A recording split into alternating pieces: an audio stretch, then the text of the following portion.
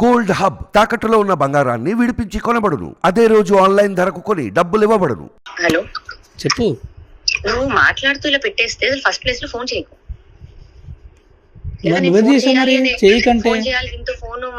నేను నీకు చెప్తా కాదు, నీకు ఫోన్ చేసే ముందే చెప్పా నేను నా బాధ చెప్పుకుంటా ఫోన్ పెట్టేస్తా అని.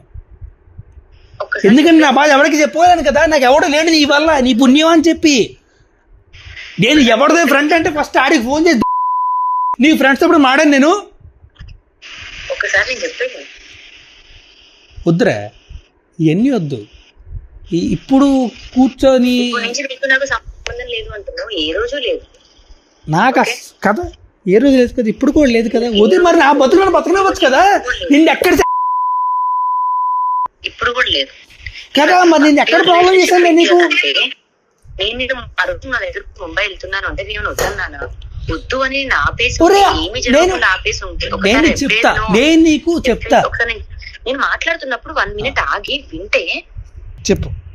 నువ్వు వెళ్తా అన్నప్పుడు నేనేమైనా ఆపి నేనేమైనా ఇన్వాల్వ్ అయ్యి చేస్తే నువ్వు ఈ మాట అంటే నాకు పడుతుంది, తగులుతుంది. ఆ పిల్లకి ఇంకా నువ్వు వద్దు, అది వదిలించుకోవడానికో లేకపోతే నీ దగ్గర ఉన్నది ఇంకేదో చేయడానికో చేయడానికి అది నేను తను జడ్జ్ చేసుకుంటాం.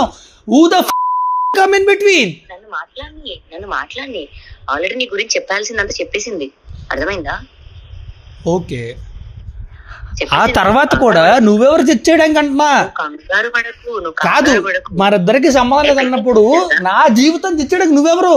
నేను ఎవరు తెచ్చుకుంటా నీకులాగా ఇంటికి తీసుకొచ్చే? అయ్యో నువ్వు తెచ్చుకుంటావు, సాయి గారిని ఇలా తెచ్చుకుంటావు.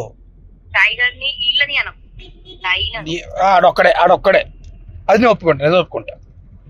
అండ్ ఆ విషయాల్లో కూడా నేను తప్పట్లే ఎప్పుడు కూడా. కానీ ఈ విషయంలో ఎంత కాల్ చేసే చూడు తీసుకుందా